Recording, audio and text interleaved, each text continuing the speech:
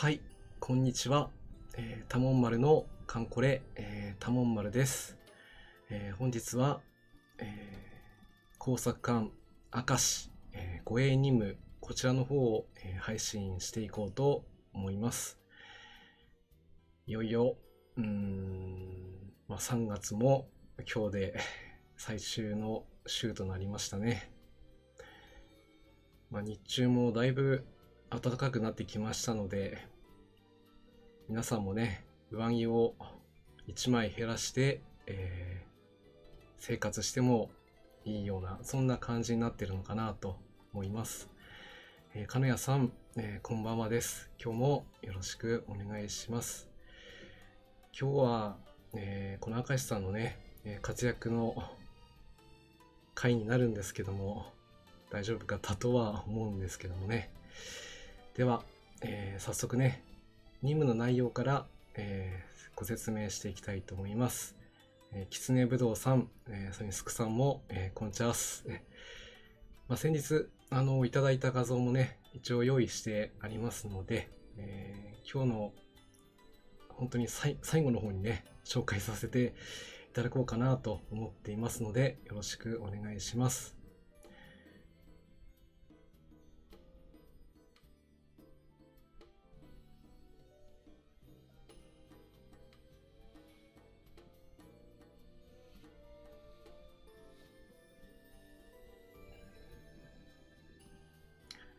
はい、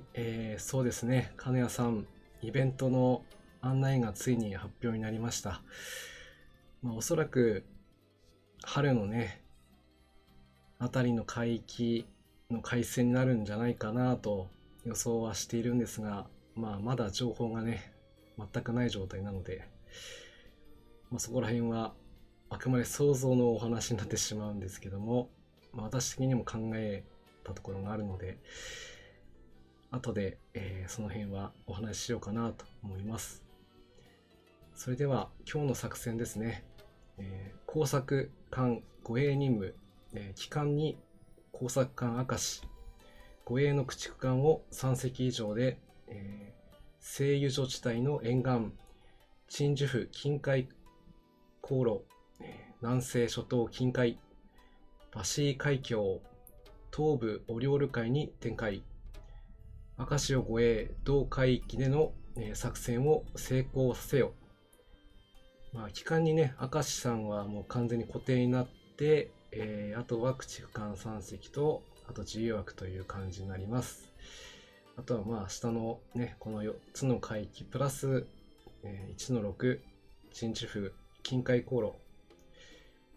路、各栄勝利、以上ですね、特定の攻略となります。スクさん、多分ゴールデンウィークじゃないですか、イベということでね、だいたい今までのケースでいくと、イベント開始の1ヶ月くらい前にこう、案内が出されている、そんな感じなんですよね。カンコレが始まった日にちが4月23日になるので、おそらくそこで8周年の案内をして、その後、イベントが始まる流れになろうかとは思います。なので、あと1ヶ月はね、十分準備期間がありますので、準備をしていきたいと思います。そうですね、やっぱりゴールデンウィーク前後の開始になろうかとは思います。さあ、ということで、今日の、出撃メンバーを次に紹介をしていきたいと思います。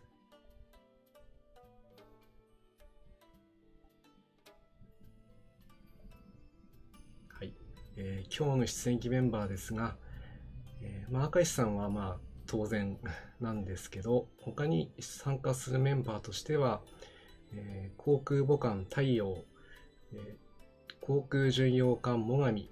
上、軽巡洋艦神通、水上規模艦千歳、ここまでが、大型艦ですね。そして駆逐艦からは村雲、そして稲妻、初春、朝潮、荒潮、海風、かげろう、そして、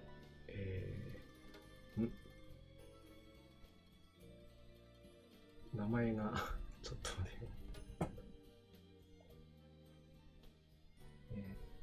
萩風、舞風、そして、照月、本当にね、秋月型最近ちょっと出番がないので、今回は、その中からでも照月を出していきます。以上が口俯瞰になります。そして最後、解剖感からは、三倉、そして平戸ですね。このメンバーで、攻略をしていきたいと思います。まあ、今回選んだこのメンバーについては、まあ、私的に調べた感じでいくと、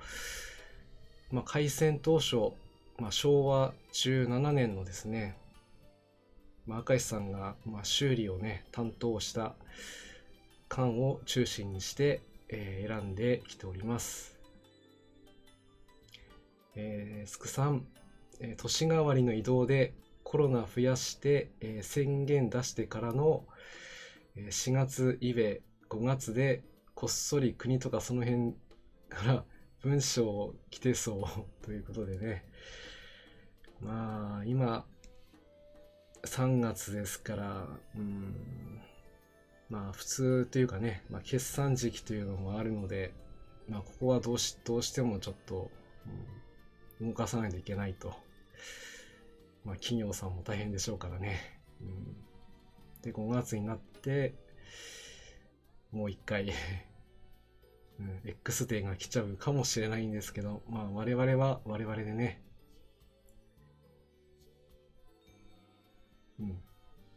まあ、感染はしないように対策はちゃんとね、手洗い、うがい、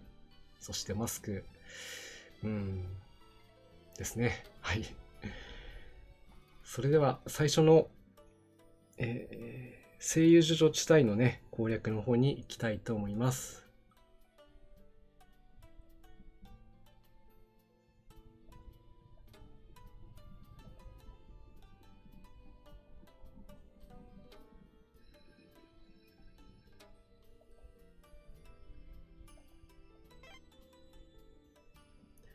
はい、最初の声優所の任務ですね。こちらのメンバーはこのようになっております。機関の明石さんには、まあ、主砲と広角砲、そして対空レーダーと、まあ、どうしてもね、装甲と回避が、まあ、戦闘艦ではないので、これしょうがないんですね。多少なりとも防御力を上げたいということで、バルジを搭載してあります。まあ、これでなんとか乗り切っていきましょう。はい、そして、航空巡洋艦最上は主砲と偵察機、そして水上戦闘機を搭載ということで、まあ、空とね、海上とどちらも、主力になりますので、最上の活躍期待してください。はい、そして駆逐艦からは稲妻ですね。この子もね、初期艦で、まあ、私との付き合いが非常に長い子なんですけど、第6駆逐隊、まだね、イカズチと稲妻買いに来てないので、この子もいずれ来るだろうと信じております。はい、稲妻頑張ってね。はい、そして初春型の一番艦、初春ですね。こちらの方も同じようにね、バッチリ装備が整えてあります。そして、先ほどちょっと名前を、読み間違えそうになってしまった萩風ですね。すいません。まだスロットルが空いてるので一つ装備しましょう。こちらは、機銃でいいよね。こちらのドイツ製の機銃を装備していきます。多少なりとも火力が上がると安心ですので、はい。桜愛さんもこんばんはです。今日もね、よろしくお願いします。作戦の方は、これで最後、舞風ですね。主砲と電弾装備となっております。以上6名で1の3攻略をしていきましょう。金谷さん、そうなんですよね。稲妻が私の書記官ですが、金谷さんは吹雪ですね。なかなか、ここはね、最初どの子を選んでもみんな活躍してくれる子なので、他の皆さんは書記官はどなたになりましたか？後でね、カンコレ会の時はね、書記官が増えたりしてましたけど、基本的にはあの5人ですね。今日出番まだですけど、ブラックも吹雪、稲妻、さみだれ、そしてさざ波ですね。なかなかね、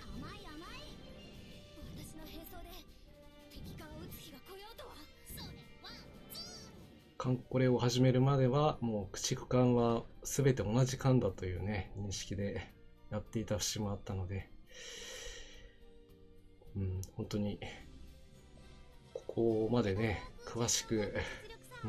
調べることもなかったと思うんですけど、桜アイレスさんは吹雪が2票ですね。やっぱりね多いですね。きつねぶどうさん、稲妻ちゃんですね。介入が来たらカッコ仮を決めるということで、もうレベルは完走してるという、完走というか99ということでね、いつになるかそうですよね。先ほどちょっとカンコレ会の話をちらっとしてしまったんですけど、あの時書記官がね増えちゃったりしてましたから、それをごっちゃにしちゃうと、分かりづらいかなと思って、あくまでね最初の5人で、あと介入が来てないのがさみだれと稲妻ね、この2人になっちゃったから、でもまだまだねカンコレも、今年7年で来年8年目になりますけど、運営さんの話というかね、前にコンプティークに出てた記事の内容からすると、おそらくあと3年は続けるというね話でしたから、その間に、できるだけねあんまり後半ならないうちに来てくれるとね活躍してもらえるので、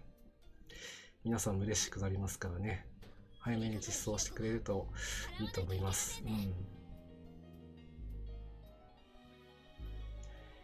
福さん、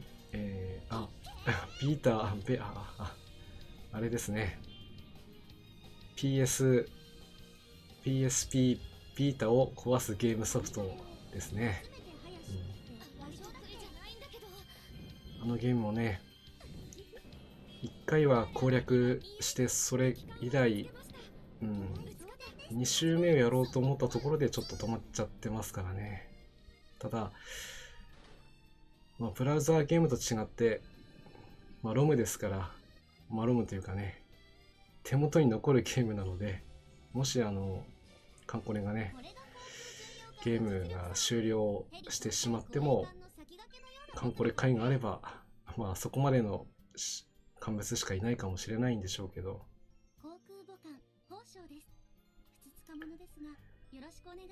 永遠に遊ぶことができますので大事に取っておきましょうということで、1の3攻略になりました特に、ここはね解説するところがなく攻略しちゃいましたね。今はちゃんとねアップデートという強力なサポート機能がありますので、安心して遊ぶことができますね。ということでフォローしていきます。それでは続けて、南西諸島近海、ここからはね第2海域になりますので、今までのような戦力ではちょっときついということで若干変更になりますね。ここからは、水上規模艦千歳ですね。先ほど最上が担当していた、水上の、制空担当をしてもらいます。そして水上艦からは、朝潮、また一番艦、朝潮海に艇ですね。多分私の動画では、攻略動画でない、イベント以外では初めての登場になるかと思います。この子も解任になってからコンバートできるということで、非常に話題性のある子になっております。最近解任の子も増えちゃったので、最近ですと、対戦が優れるこの艇の状態でね、運用となっています。ここもスロットルが空いてるので、ちょっと搭載しようね。朝潮は見張り員がいいかな。一生涯ソロプレイヤーさん、こんばんはです。今日もよろしくお願いします。なかなかね、3月もあと少し、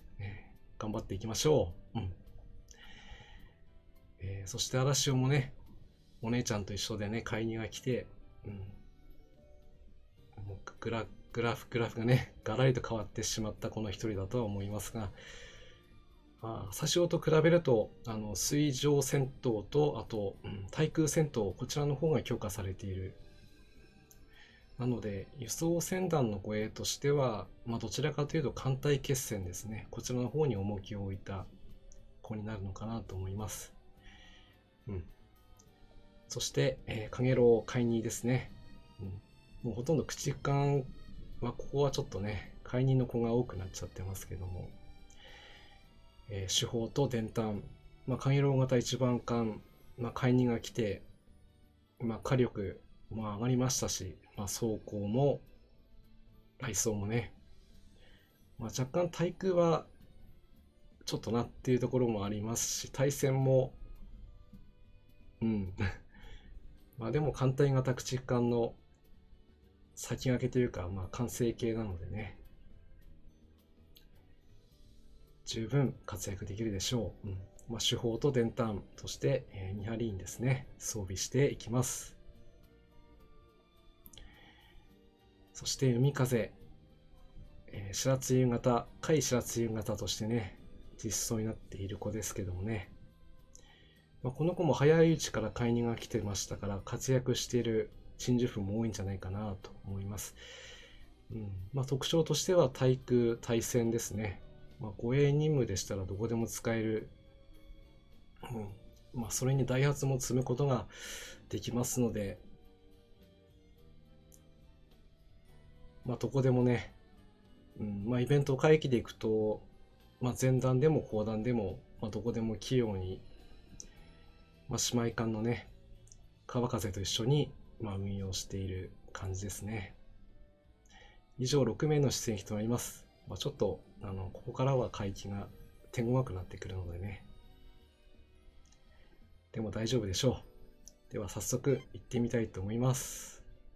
2-1 南西諸島回帰。では行ってみましょう。皆さん改めまして、タモン丸です。こんばんはです。今日もね、こうやってみんな集まって見に来ていただいてありがとうございます。今月はちょっと忙しかったのもあって、配信のペースも、今までは、2、3日に1回ぐらいやれたらいいかなと思って、やってきたんですけども、ついに週1になってしまったということでね、これ以下にするという感じはならないようにしたいと思いますので、週に、最低2回はねやっていきたいなと思っていますので、まだ何曜日にしたりとか、今時間の方はね、夜の7時半から開始していますけども、ここもまだ確定してるというわけではなくて、ちょっと手探りの感じでね配信させてもらっています。本当は曜日とか時間とかちゃんと定めていた方が、いいんだろうなとは思うんですけど、いろいろ準備の方がまだまだ時間がね、どうしてもかかっちゃうんで、今はまだまだ、中ちゃんよろしくということでね、手探りの感じでやっていますけども、いずれは、何曜日何時からという感じでやっていければなと企んではおります。きつねぶどうさん、この独特なその表現きましたね。かげろう、白縫い、そして黒潮3人でね、レベル150くらいもすれば対1スロットができるので、穴バルジすれば遊具も買いにと遜色ないですねということでね、なかなかそこまで上げるのはね、ちょっと、できるでしょう。でもなかなかハードルがね、高いですから、私の鎮守筆のかげろう型の、両方ね、野戦もできる、対戦も対空もできるとなれば、第18駆逐隊のね、磯風、浜風、そして、裏風、谷風のね、この4人であればね、まだ解任じゃないんですけども、両立できるということで、とりあえずはこの4名で、残りの駆逐艦のかげろう型に関してはもう艦隊のね、切り札というか、もう魚雷カットイン、連撃装備でね、深海星艦をバッタバッタこう投げ倒してもらうとか、そういうスタイルでやっています。遊軍型は本当にね、そういう意味でやっぱり優秀ですよね。ただその分レアリティが高いこともあって、なかなか開校するのが難しい子もまだまだおります。次回のイベントではおそらくまたそういう子がねドロップできるだろうと思いますし、また秋継ぎ型の子に関して言えば、もうイベントとかね、そういった限定会議じゃないと未だに開校できないといったことが挙げられるので、前回のイベントだとなかなかね出てこなかったりもしたから、次回のイベントではおそらく、私の勝手な予想ではあるんですけども、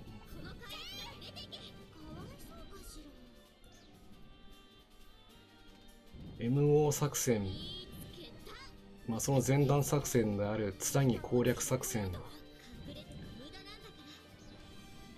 そこをメインとした戦いになるんじゃないかなと思っています。まだね戦いが始まって間もない時の状態なのでね、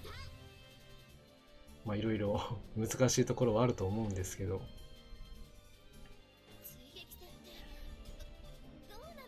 そういった海域であれば、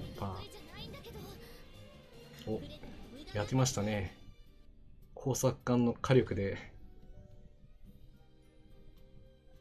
戦艦離宮の装甲は抜けませんでしたけど、大破まで追い込みました。やるな明石くん。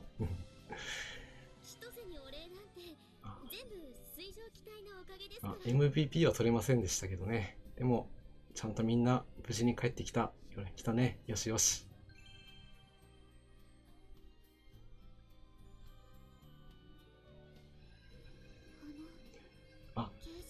金谷さん、海風のは商法のみで、ダイハツ内家庭両方 OK、 サブに育成しても良さそうっていうことでね、その分海風がドロップする、あの子は基本的にドロップ化になったので、開校するのが非常に難しい子です。今まだ通常回帰でもドロップはしない子なはずなので、もしね、運よく複数持つことができたら、そういった運用もしてもいいのかなと。性能は本当に折り紙付きなので、ぜひ検討してみてくれるといいんじゃないかなと思います。はい。はい、ということで、南西諸島近海はこれで攻略ができましたね。割とスムーズにいった感じですけど、やっぱり第2回帰になると第1とはまるでボスのね、火力が違ってくるので、きちんとね、装備、そして近代化回収、そこを油断なくしていければ、攻略はしていけるかなと思います。調べてもらいましたか。金谷さん、ありがとうございます。6-5オンリードローでしたね。海風。6-5はね、ちょっと、またハードルがね、高いですね。もしね、運よく開講できたら、もうツイッターにパンとあげれば、みんなから、おーと、拍手喝采、雨あられという感じでね、いただけるんじゃないかと思いますので、あまり挑戦をしてっていうことではなくて、何かのついでに出ればいいかなと思います。それでは続けてね、バシー海峡の攻略に行きたいと思います。一応、バシー海峡が攻略できましたら、今日のね、番組のちょうど中頃になりますので、そこで今日の、カンコレグッズのね、紹介をさせてもらって、後半回帰、そして今日の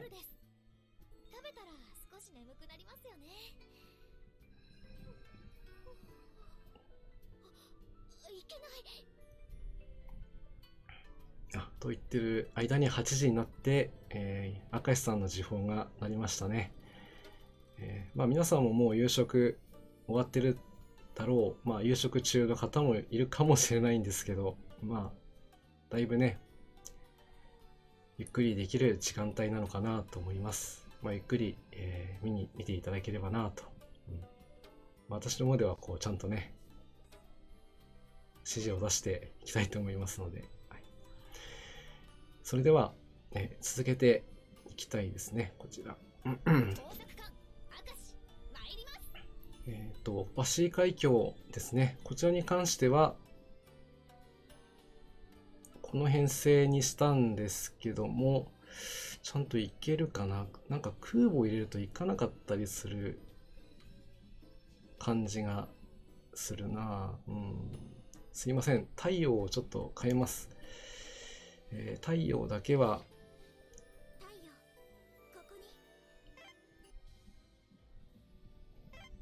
確かね、ここ空母入れると反れるような感じがしたんで、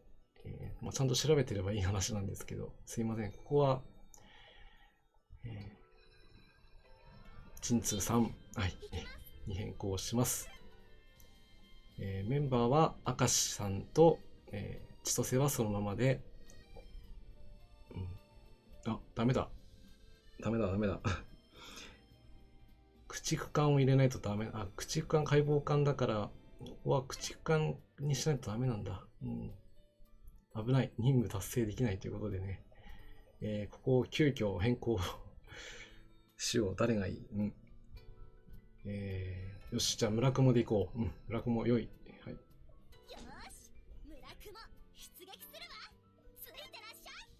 はい。では改めまして、平戸、ですね。解剖艦。雷装置がないだけで、火力としてはね、無敵型とそう遜色がなく、まして、装甲は、ですがね、対空と対戦は非常に高い。そのための護衛艦ではありますけども、あと低速というところも考えてありますが、十分活躍できるでしょうということで、選んでおります。そしてミクラですね。多分私の動画では初めて登場する子ですね。この子も、現在この平戸と、ミクラはね、限定グラフィックになって見過ごしモードになっております。戦闘中お見せできるやもしれませんので注目していただければと思います。装備に関しては平戸と一緒ですね。対空対戦は本当にもう、カゲロウ型カイニーと同様それ以上のものを持っていますので、活躍できるでしょう。そして最上、先ほどのね第一回帰からまた出撃になります。そして急遽村久も登場になりました。初期間の中でもとりわけ人気が高い子だろうと思います。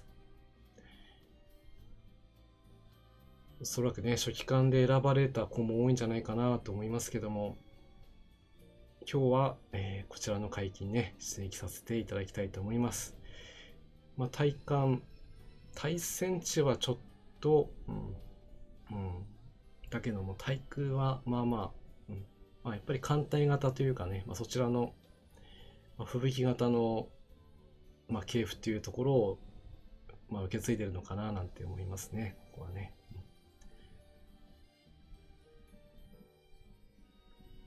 よし、それではパシー海峡行ってみましょう。よしよし、ちゃんと、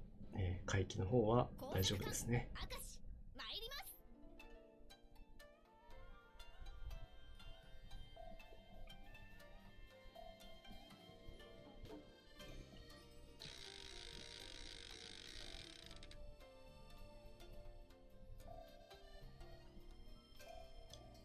それでは、ここからはね戦闘の方に集中していきたいと思います。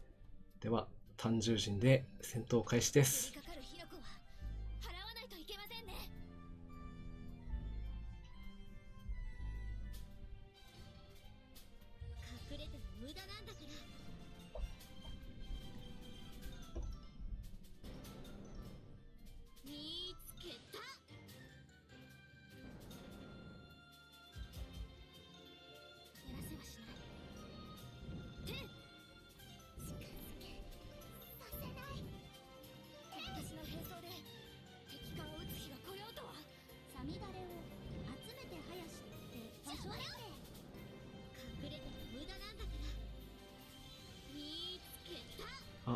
はい、初見さんいらっしゃいです。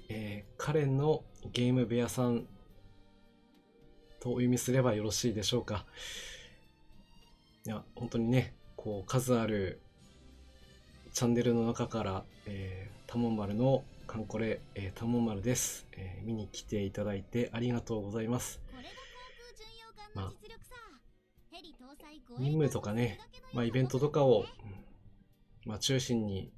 配信させてもらっています。まだ、配信の方はね不定期、週1はやろうと、思ってやっておりますので、特に、目立ったことはしておりませんので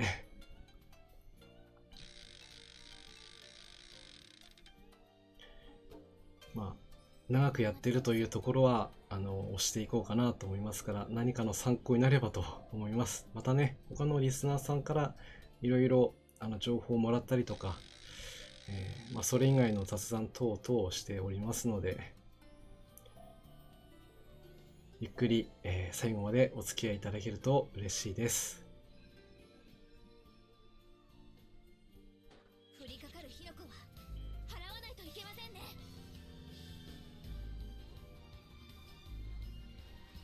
さあボス戦となります。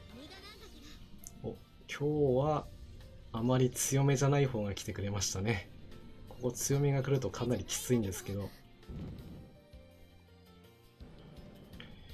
そうですね、カンコレを始めたのが私正直ちょっと日にち覚えてないんですけども、確か5月の6日か7日だったと思います。当時は、サーバーがね非常に重たい状態で、単にサーバーがね大きくなかったということが原因だったんですけども、非常に接続がねできない状態、接続しても、こうやってこうスムーズに画面が流れないというね、ただその当時はまだ私も初めてブラウザーゲームがこのカンコレだったので、あまりそこは気にせず、こういうもんだろうなということでやってました。もともとはね、ちょっとだけ軍艦、特にこう、あ、弥生ちゃんですね。気を使わないでくれていいです。怒ってないよ、怒ってないよというね、そういうところも非常に可愛い、今の、お手かけモードになっております。弥生ちゃん、いらっしゃい。カレンのゲーム部屋さん、僕は、2ヶ月ちょいですっていうことで、2ヶ月から始め、2ヶ月っていうことは今年の1月から始められたということは、もしかしたら前回イベント、もしくは前回イベントが終わってからの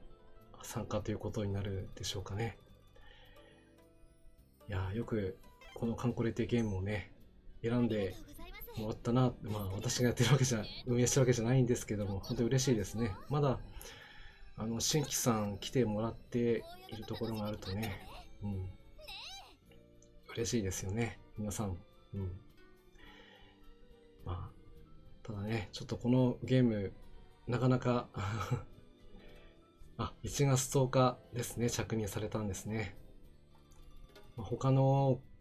ゲームと違って、なんていうかな、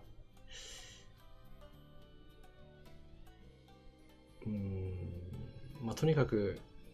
時間ですね。それがかかる、育成ゲームという部分があります。ですから、長く、続けていくコツとしては、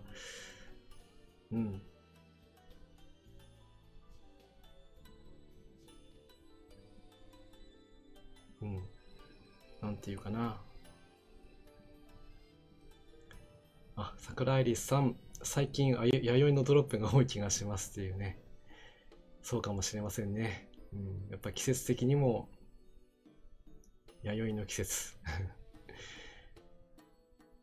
ですからね。今日のね、開始の冒頭の時にお話がありましたけども、イベントのね、告知がちょっと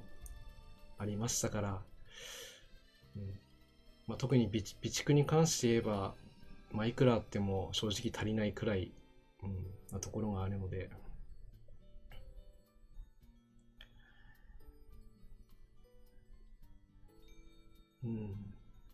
そうですね、輸送、特に、この遠征任務ですね、初めのうちはあまり選ぶことができませんけども、開放していくと徐々にね、増えていきます。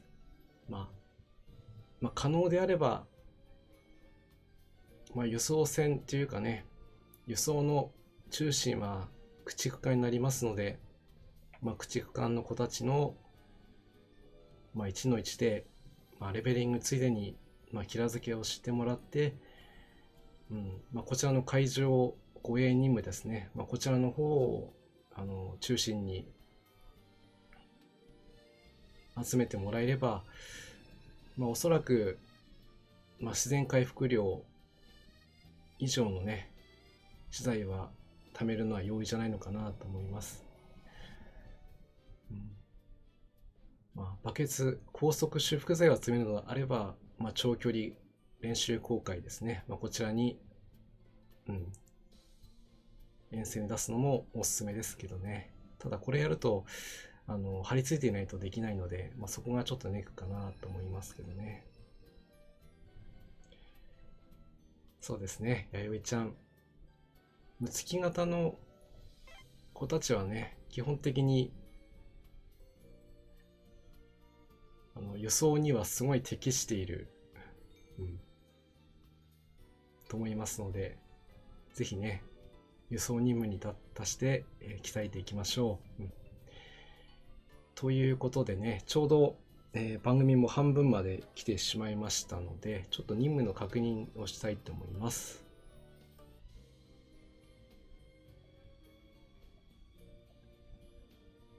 はい。これで3つ攻略になったはずなんですけど、まだ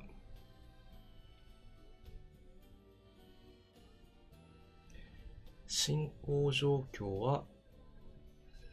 3つ攻略してると 50% になるはずなのに出てこないということは、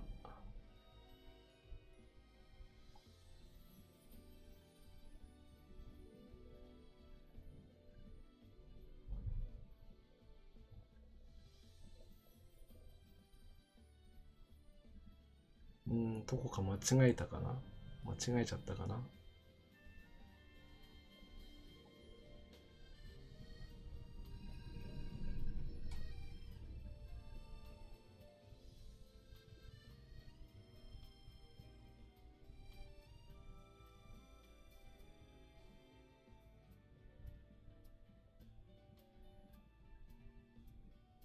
あ、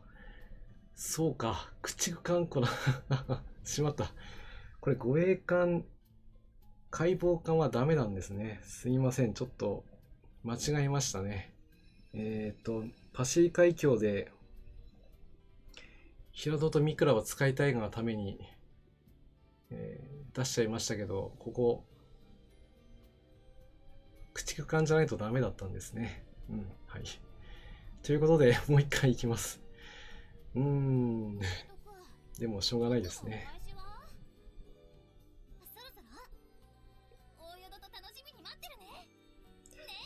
ねえ。どうしようかな、ここは。テルツキはすぐ出せるんですけど、あと一人どうしよう。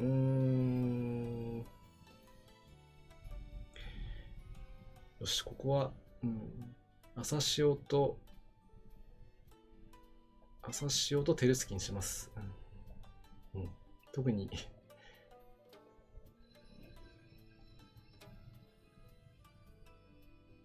特にこの言うわけではないんですけど、一番、活躍できそうだと思いますので選びます。はい。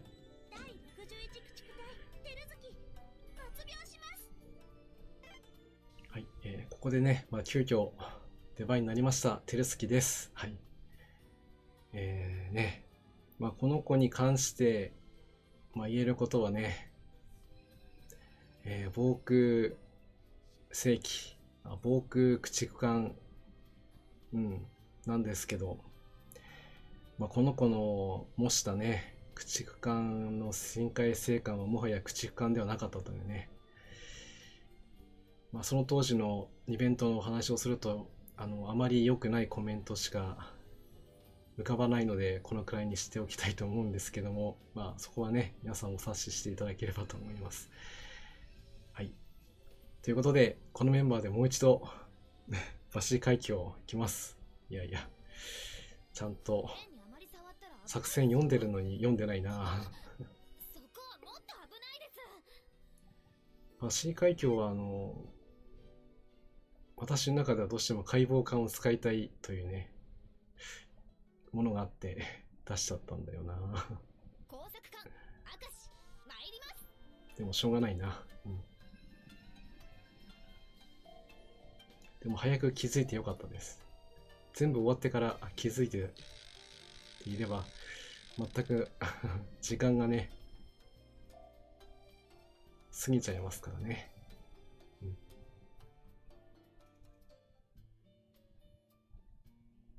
降りかかる火の粉は払わないといけませんね。さあ、今回はどうかな。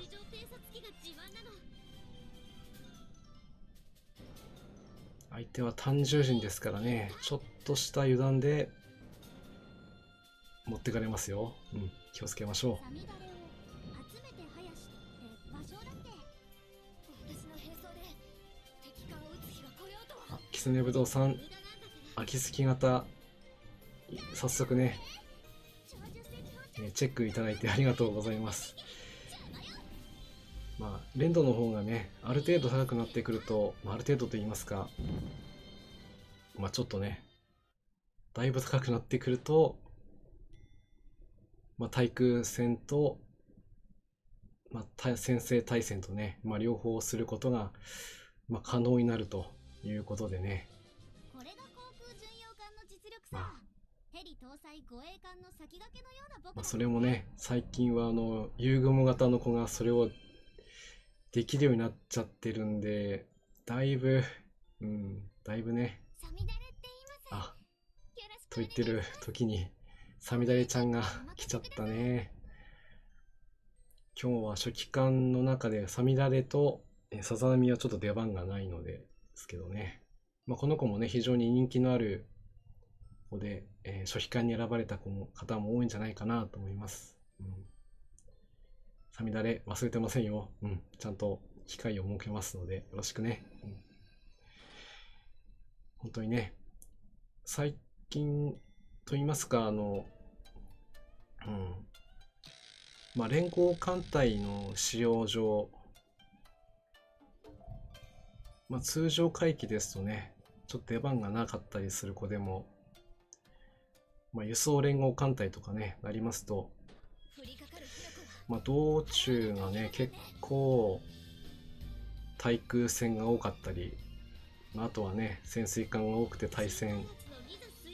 等になったりとかね、まあ、非常に両方こなせるというのが、まあ、後半回帰になってくると、まあ、特に重要になってくるわけなんですけど、ただね、それを両立してる子をね、持っていこうとするとね、本当にもう膨大な経験値が必要になってきちゃうので、まあ、主力で使うとなればね、まあ、最低でも、まあ、2隻は、ね、必要になってきますからね。ここで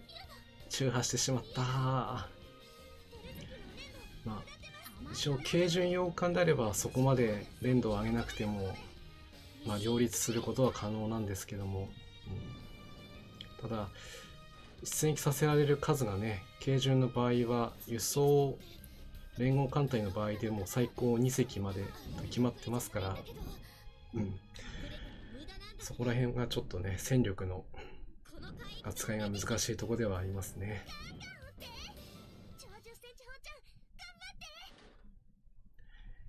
よーし、これで橋海峡、攻略になりました。ちょっと時間がかかっちゃいましたけども、はい、ヘリ搭載護衛艦の先駆けのような僕だからね。さあ、開港する子は誰かな。足柄さんですね。砲雷撃戦が得意なの。よろしくね。はい、よろしくお願いします。艦隊が無事帰投しました。疲れた。はい、本当にね、出撃連続で仕方ないですね。まだ村雲はまだ出番があるので一回修理します。私がドッグ入りなんて屈辱。はい、これでちゃんと 50% になりましたね。いやいや、危ないですね。はい、提督、チョコのお返しは？そろそろ大淀と楽しみに待ってるね。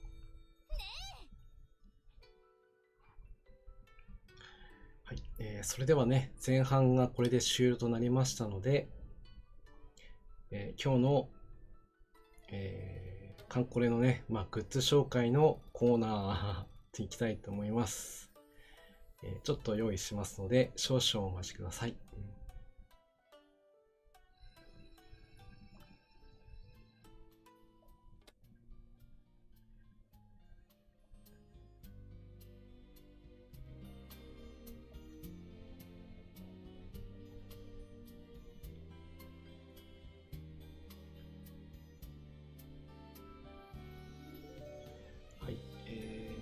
それでは、ちょっと一回ゲーム画面を落としますね。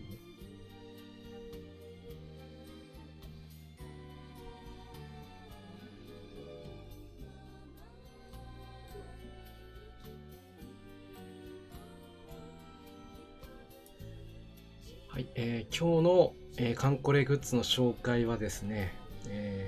こちらの明石さんの、保健室っていう、サメあんこ先生の作品になります。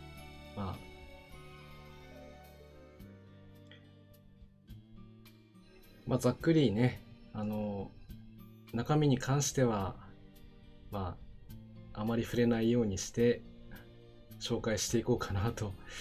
思います。工作館明石ですね。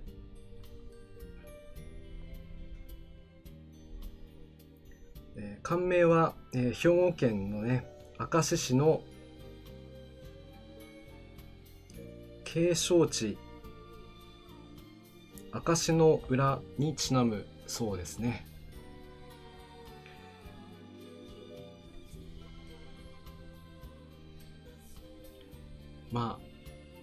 内容的にはね、緩いんですけど、非常に史実にのっとった内容になっております。かなり内容ははしょって映してますので、ご興味がある方でしたら、なかなか手に入れるのが難しいかもしれないので、あれなんですけども、購入されてみるのもいかがかなと思います。で、ここで明石さんのね、ちょっと若干ですけども説明といいますか、この明石という工作館は、連合艦隊の中でも、特別な、艦種になっています。明石さん以外にも工作艦はいたんですけども、開戦の初頭にね、もうすでに失われてしまって、もう実質オンリー艦、もう明石のみとなっております。金谷さん、この絵柄は腰つべで雪風の作品を拝見しましたということでね、非常に人気の高い、作家さんなので、多分皆さんも見られたことがあるんじゃないかなと思います。明石さんはですね、ディーゼル発電機を搭載をしております。こちらはね、合計で8機も持ってね、戦艦大和と、同等の発電機を装備しております。また材料さえあれば、修理部品や、兵器の心臓までできるほどの広い工作、そして、スペースをね保有していたりもします。これも優秀な、当時としてはもう最新鋭の、ドイツ製の工作機械もね搭載をしていたといったことですね。またクレーンもね複数に持っていて、5、10、20、25トンといったね複数のクレーンを所有し、それに熟練した民間の方も合わせて443名の優れたね職人さんが同乗していました。だいたい単独行動で3ヶ月ね行動できるということで、そういった意味でも非常に優遇されていた子になります。そうですね、今言おうかと思ったところ金谷さんから先に言われちゃったんですけど、その通りで最重要攻撃目標になっていました。赤石さんが、担当したその、修理の件数っていうのはもう数え上げたらもうとんでもない数になるんでしょうけど、ざっくり数字上げるなら約300隻ね。ですから連合艦隊の子で修理を受けてない子の方が少ないんじゃなかろうかということは間違いないと。そういった意味合いもありまして、ソロモンのね、戦いで、傷ついた、カンムスたち、艦隊をね、修理してはまた戦線に送り出すというような、そういう、実質ね、大活躍ですよね。今の私たちのチンジェフでもいつも大活躍しております。そんな明石さん、今日の任務の主力として紹介、そしてこちらのサメアンコさんの、明石さんの保健室の紹介をさせていただきました。また次回もね、カンコレグッズの紹介を、していきたいと思いますので、皆さんご期待してください。ということで、紹介コーナーとなります。それでは本編の方に戻りたいと思います。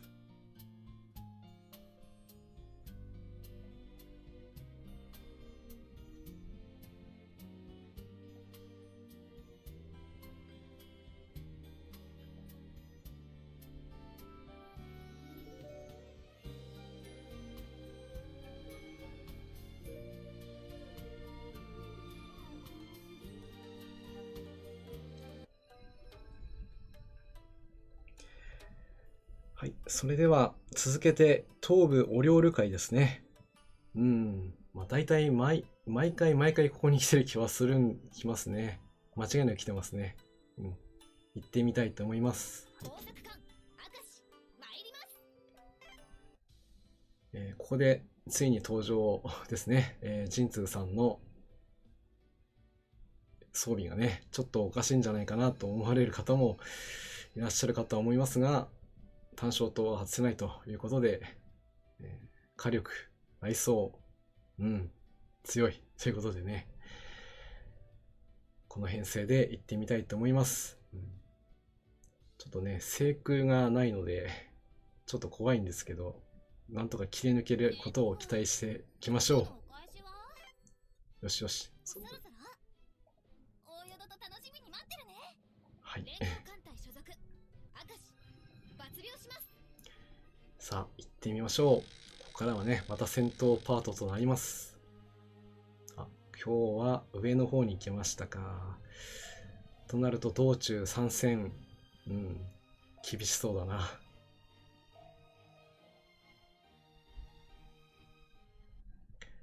米国の海軍ボルスベスタルとかも実装されないかな、工作艦っていうことでね。確かに米軍にもね、もちろん工作艦は存在しているわけですから、そうですね、実装されるとね、また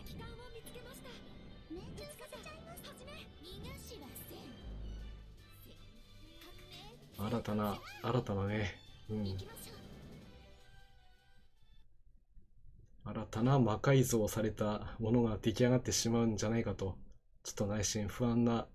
よぎるんですけどもね。でも想像がはかどるということで、工作艦もね、今日はこう機関として出してはいるんですけど、以前のイベントで1回だけでね、ほんと1回だけなんですけど、ルート固定で明石さんっていうことがねあって、道中突破するのがその時は非常に苦しかったなと。だからといってね、ボス戦が楽になるわけでもなく、ルートだけ考えたら、むしろ遠回りしてでもね、戦力高めていった方が良かったんじゃないかなと今だと考えられるんですけど、当時はそんな余裕もなくてね、その時はなんとかクリアはしたんですけども、非常に大変でした。機関に行っちゃったけど危ない。もう明石さん狙わないでくださいよ。もう次来たら多分かわせないよ。もうこ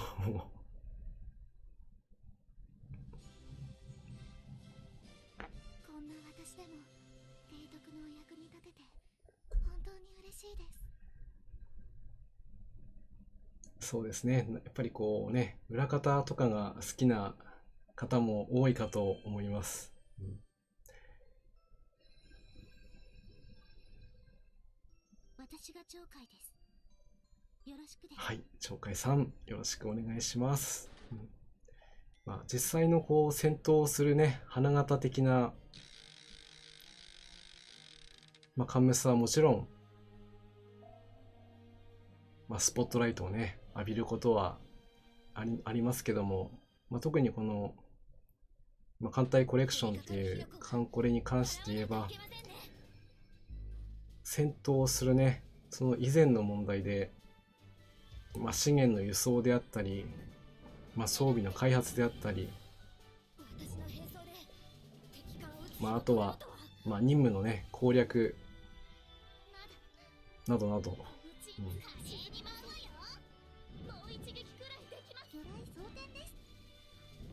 とにかくやることが多いということで、戦闘は確かに重要なんですけども、まあ、戦闘に移る前の工程がね、非常に重要になってきます。まあ、燃料弾薬がなければ、まあ、戦闘は当然できないですし、まあ、装備がね、きちんとされていなければ、まあ、戦闘で効果的なね、働きをすることができません。ですから、その前の事前の情報収集というのもね、非常に重要になってきます。まあ、それはイベントになればいつも痛感するところなんですけどもね。はい、かすみ、ガンガンいらっしゃいということでね。この子も、うん、強いですよ。よろしくね。ですから、明石さんのような、カンムスはね、特に裏方の中では、まあ、中心的な役割を果たす重要な子になりますので、うん、今日は戦闘には当然、うん、活躍をしてもらうんですけども、うん、今日はね、回収をしようと思っている装備がようやく目処がつきましたので、細工戦闘ね、この音楽も非常に思い出深い音楽になりますね。まあ、カンコレが始まった時の最初のイベントだったかな、2番目だったかな、まあ、いずれにしてもボス戦の時に使われた BGM ですから、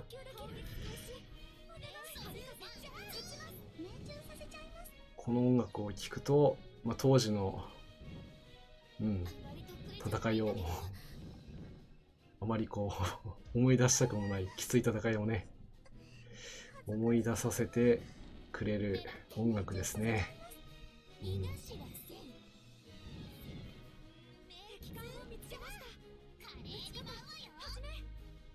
うん、だいぶ苦しいけど範囲風大破しちゃったけど、まだいきます。まだ A 勝利以上取らないといけないので、いきますよ。さあ、単勝とどうだ。怖いけど舞風、みんな食らっちゃったけど、まだこっからだ。どうだ、野戦はもうこちらのもんだ。やれるか。抜けない。抜けなかった。でもここはね、A 勝利でいいのでセーフです。まあ、本来はね、A 勝利取りたかったんですけど、でもみんな頑張ってくれました。こんな私でも提督のお役に立てて本当に嬉しいです。そして MVP を取っていく陣痛さん、さすがですね。こんな格好になっても単勝党の勝者はやめない、魚雷を向けているところがね、やっぱり野戦の鬼ですから。は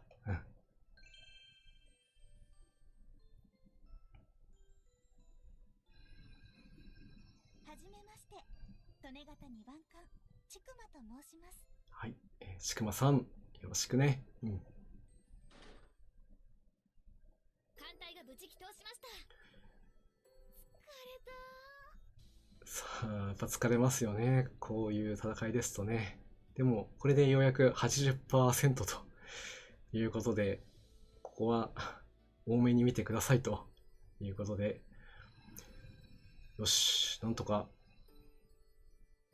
あと最後の階級までこぎつけました。さあ、続けていってみたいと思います。もう、赤石さん以外はみんなね、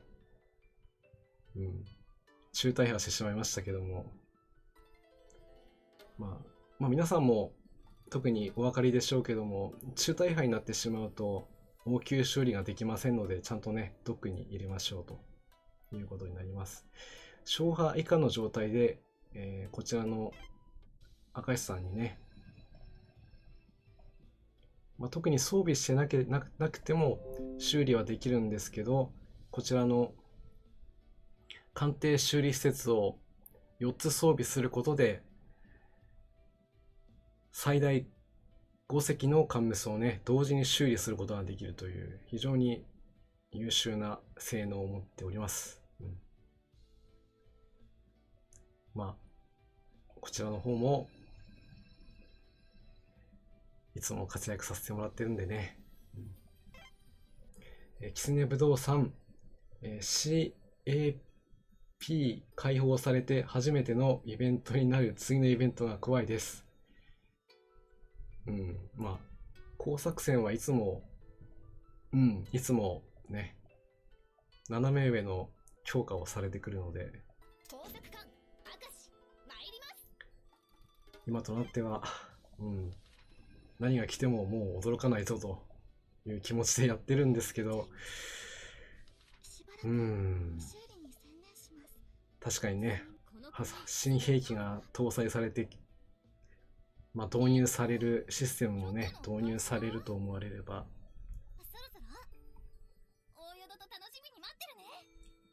っぱりね、情報をちょっと収集しておかないといけないですね。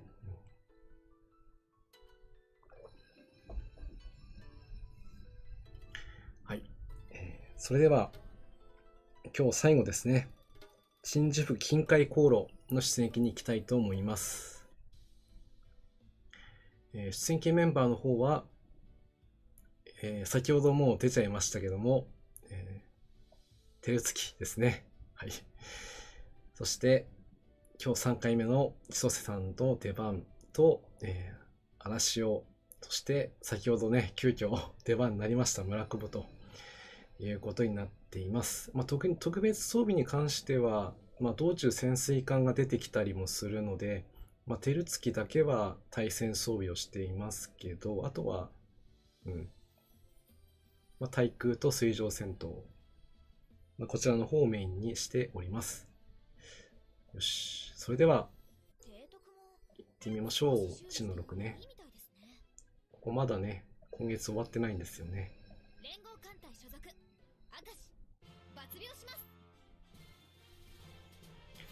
噂レベルですが、前回イベントで友軍艦隊の攻撃がやたら痛かったのは、CAP が解放されていてテストをしていたからではという話を聞きましたということで、降りかかる火の粉は払わないといけませんね。なるほど。あ、しまった。対戦なのに単獣銃なんでしまった。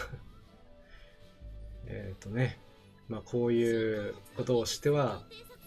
いけません。対戦は単王銃を選ばないとね、効果的なダメージが出ませんので、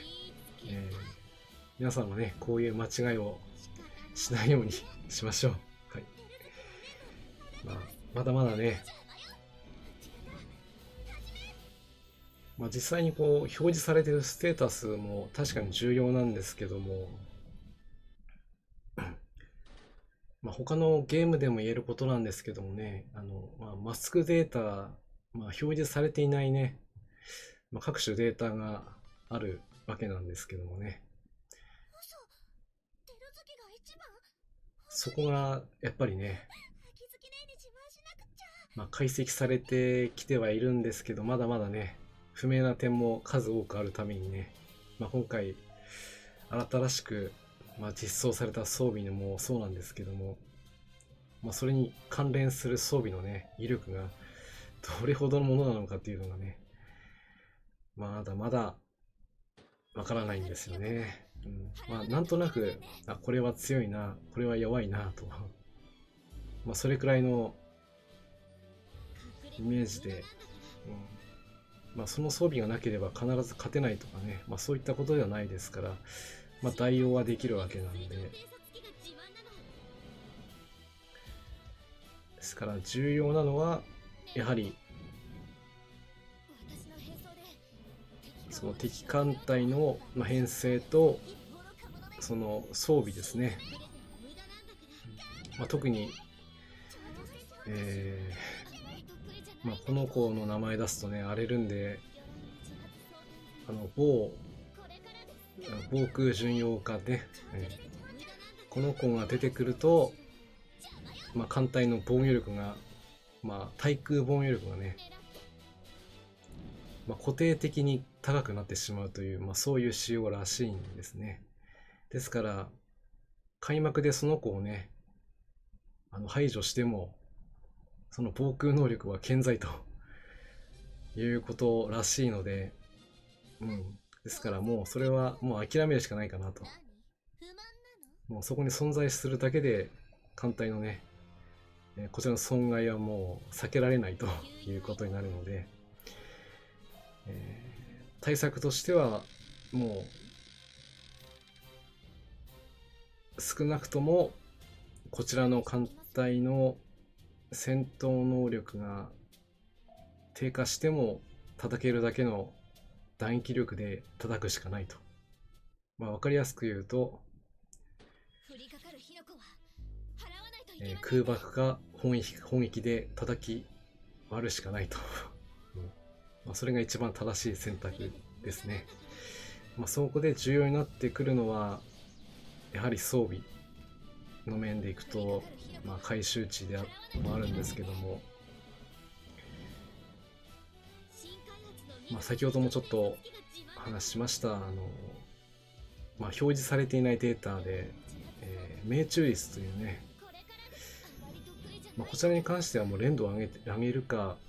装備品の命中率の向上をさせるか、これのどちらかしかできないので、結構ね、この数値の重要性が、前回のイベントでは非常に痛感させられまして、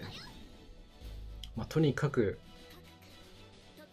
かわされると命中しないっていうことがね、ここが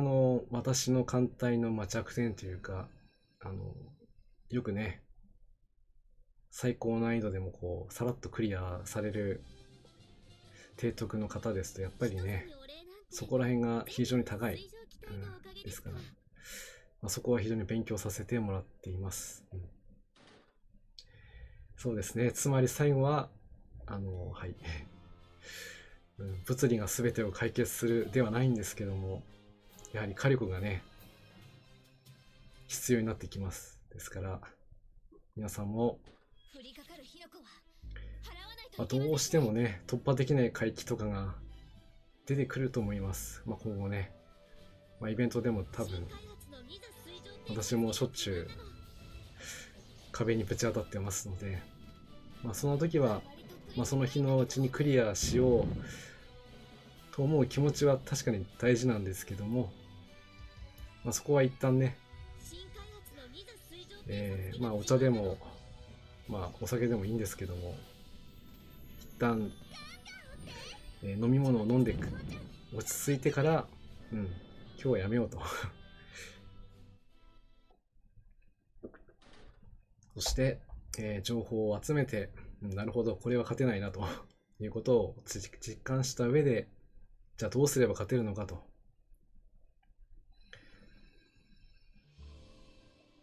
そして改めて戦いに挑んで、また負けるみたいなねそういう繰り返しをやってる始末です。はい、い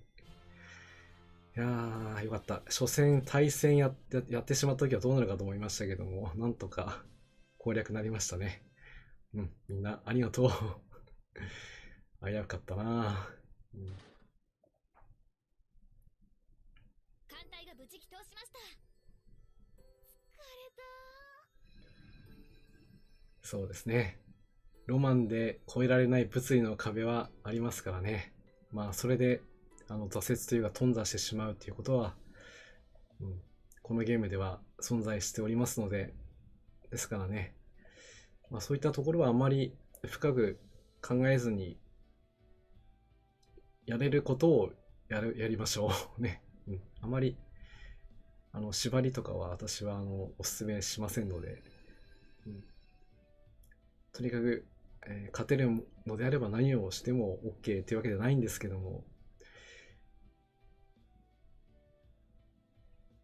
可能な限り、正攻法で攻略を当たっていきたいと思います。ということで今日の、工作官明石護衛任務達成となります。任務を受領していきましょう。こちらは選択報酬ですね。緊急修理資材、高速修復材、開発資材から選ぶことになりますけども、この中から選ぶのは、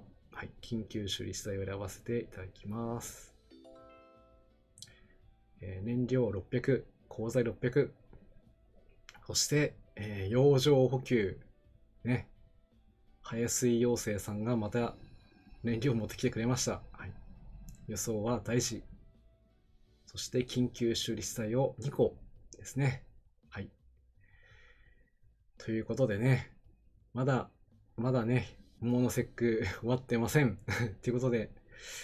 こちらは裏でまたね、やりたいと思います。桜アイリスさん、任務ありがとうございます。皆さんもね、ひしもち任務、桃の節句進んでるかとは思いますけどもね、いよいよ来週で終わっちゃいますので、できるだけひしもちね、集めていきましょう。多分ね、なくなっちゃうと思うんで、すぐに使えるように、こうやって回収にするもよし、甘味どころにするもよし、資材にね、変えることもできますので、有効に使っていきましょう。それではね、今日の、あともう一つ今日、先ほどちょっとお話をしておりました回収をするというお話ですけども、今日これから2つ回収したいと思います。1つ目はですね、こちら信州丸を、秘書官にした状態で回収になるこの装備お察ししていただけたから、こちらのね、大発童貞、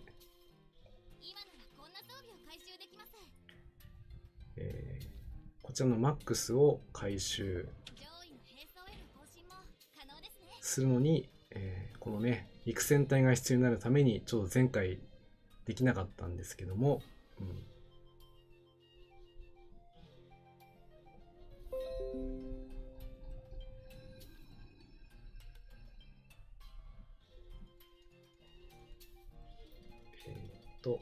こちらですね。こちらのダイハツ童貞ですね。ちょっとこの装備はちょっと特殊なもので、秘書官がね、2番艦にする子で回収する装備が変わってくるというちょっと特殊な装備になっております。一つ目は今ちょっと話しました陸戦隊の装備にすることができる。こちらは吉丸かさつき、そして阿武隈海二ですね。することで回収することができます。そして2つ目が、特大ダイハツですね。ダイハツよりももっと大型の装備になるんですけど、こちらは秘書官を立つたもしくは絹海二にすることで回収することができます。そして最後に信州丸、この子が開発できる装備はこちら武装ダイハツですね。前回の報酬ランカー装備っていうことになるんでしょうけど、実装された子になります。この他にもね、装備増えてますけども、ここでは武装ダイハツだけの説明にしたいと思います。なかなかね、間違ってね、やってしまうとちょっと悲しいことになるのでね、ここは間違いないように確認しながらいきたいと思います。はい。それではね、武装ダイハツ、確実化していきます。はい。ネジは6個ですね。トン。了解です。ダイハツを出します。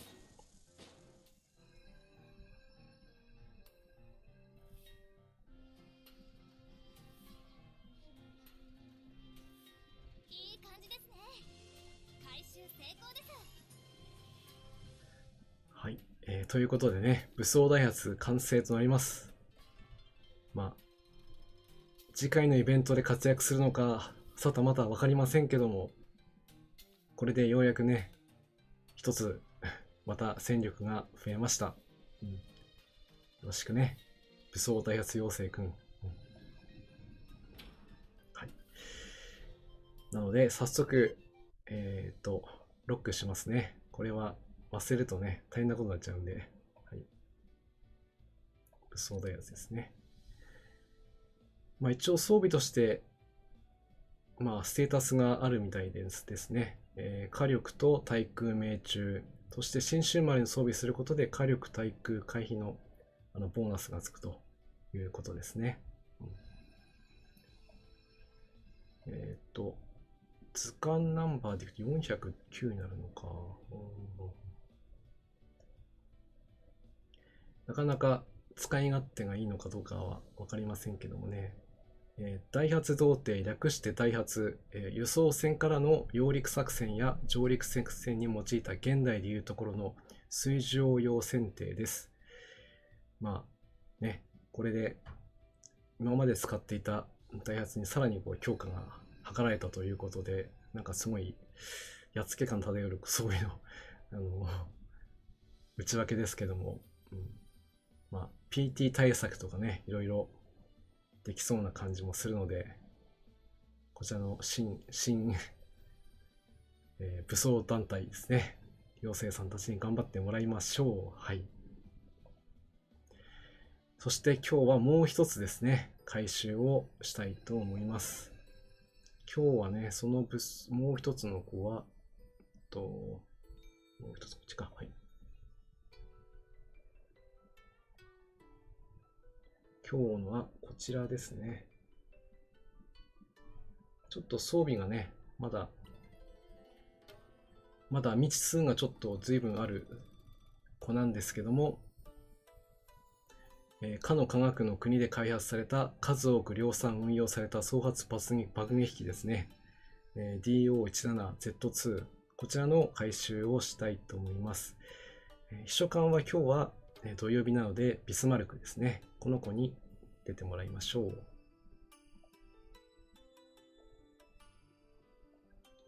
きましょう。ピスコですね。そうですね。カヌヤさん、そうです。正解です。はい、戦艦ビスマルク、抜秒、出撃するわ。ビスマルクも、はい、出撃をね、させてあげないといけないんですけど、最近出番がなくて本当にあれですが、今日は回収で、出番をっております。はい、こちらに関しては、回収がね、ちょっと大変、素材が大変ということで、まあ、前半はね、まだ良かったんですけど、後半になると陸港が必要になったり、回収の時には一式陸港3機と、こちらの新型航空兵資材と、そして、新型兵装資材までいると、非常にこう、バリエーションが高い。しかも、回収資材も高いということで、ちょっと、でもそれをやるだけに見合う装備になる、こちらのね、まるで別の機体になってしまうので、期待をしていきたいなと思います。では、回収していきましょう。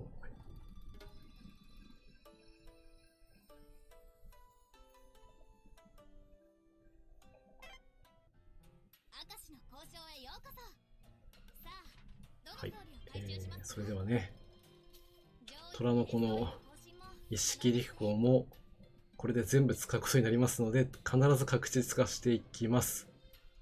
しないと非常に不安なので、はい。はい、OK ですね。まあ、行動半径に関しては特に何も言えないかなと思いますけども、では行きましょう。はい。了解です。で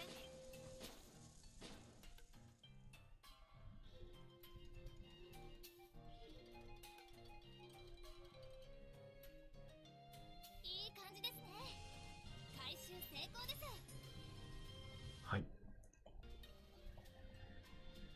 ということでね、非常に重要な戦力になってくれると思います。こちらの回収も終了になります。さあ、こちらも早速ね、ロックしとこうね。うん。こちらは基地航空隊での運用になりますので、ここからね、ロックしていきたいと思います。はい。やっぱりね、スペックだけ見るとちょっと本当に強いね。ただね、今、金谷さんからも話があったんですけど、行動半径が4しかないっていうのがやっぱ弱点。これは、どうにもならないね。ありがとうございます。ちょっとね、正式な読み方がちょっとよくわからないんで、まロケット誘導弾付きの陸行だと思っていただければいいと思います。回収おめありがとうございます。なかなかね、これからさらに進化をする可能性を秘めているので、まあ一応ね、今月もう一回だけまた離島世紀に行くので、その時ちょっと一回試してみようかなとは思っていますけども、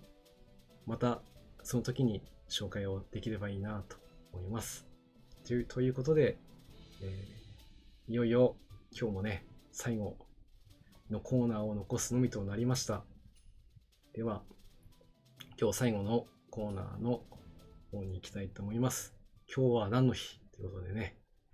いつもこれで締めさせてもらってますので、少々お待ち、ちょっと用意をしますので、少々お待ちください。それと、ちゃんと忘れてはいません。スクさんからいただいたね、画像の紹介も、したいと思いますので、皆さん最後までね、お付き合いください。そこまで引っ張るわけではないんですけども、そうですね、大抵ちゃんがいれば大丈夫ということで、はい、では、今日の、任務ということで、いきたいと思います。はい、つくさん、ちょうどこれからね、紹介をしていくところでしたので、よく見てますね。熟練度もちゃんと残るそうなんですよね。私もなくなるのかなと思ったんですけど、残ってましたね。では、ちょっとゲーム画面の方は閉じさせてもらいます。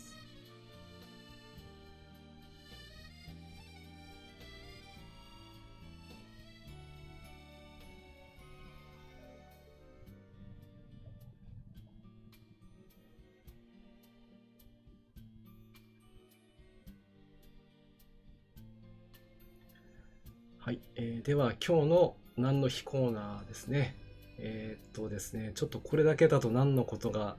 わからないと思うんですけども、本日3月27日は世界演劇の日となっております。教育、科学、文化の発展と推進を目的とした国際連合教育科学文化機関、略してユネスコですね。その外郭団体である国際演劇協会が制定しております。こちらの歴史はですね、だいぶ遡っていくことの昭和29年、1954年、フランスの首都パリのサラ・ベルナーラ劇場ですね。国際的な演劇フェスティバルの先駆けである諸国民演劇祭を開催したそうです。こちらには以降歌舞伎や京劇、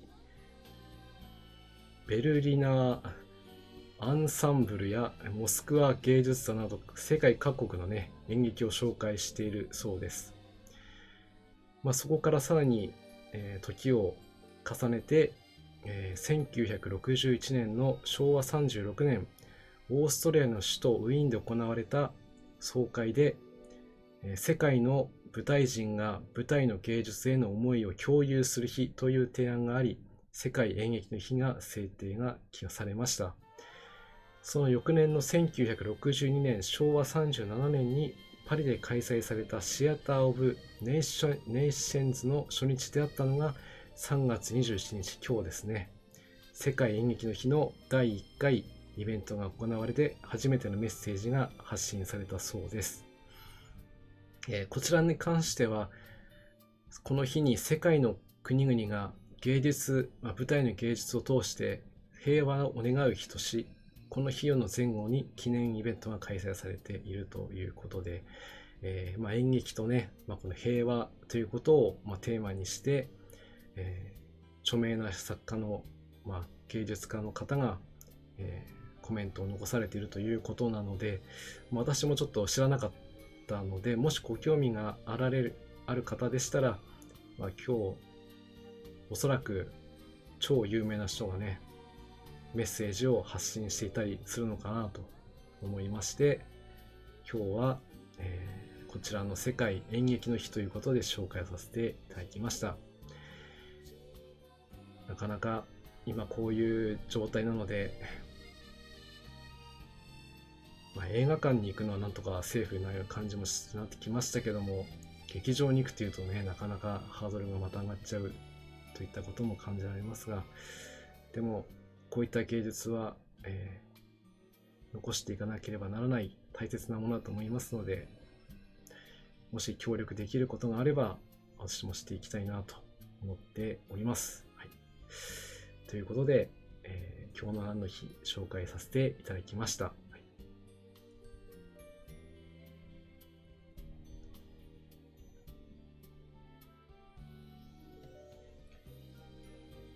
それでは今日の最後ですね、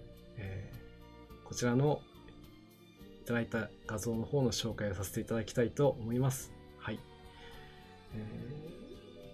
こちら、スクさんからいただいた、画像になります。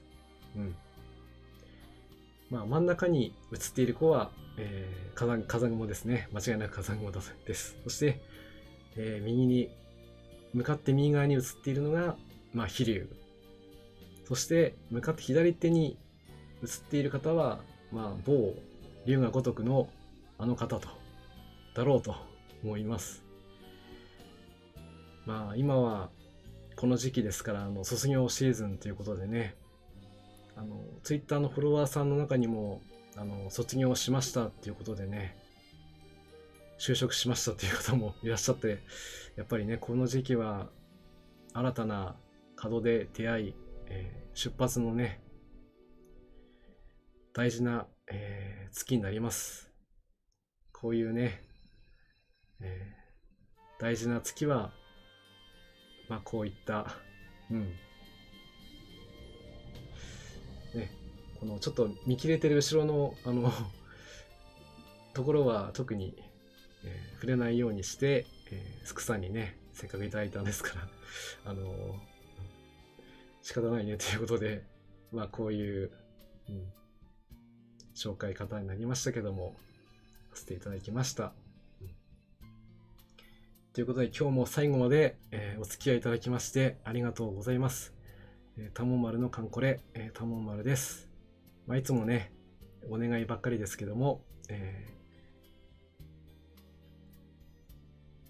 ちょっとでもね、いいなぁなんて思っていただけましたら、いいな、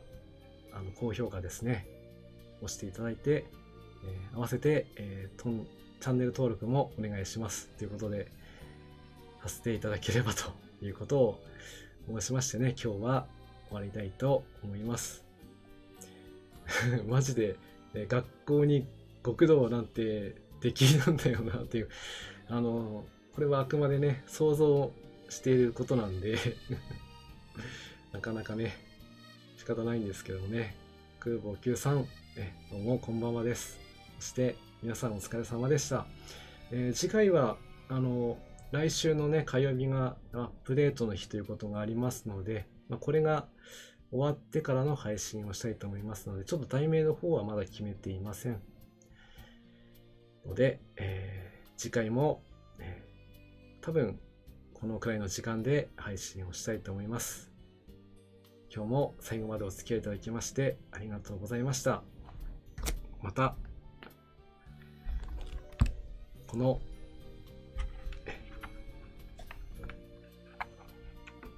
時間にお会いいたしましょう。それでは失礼いたします。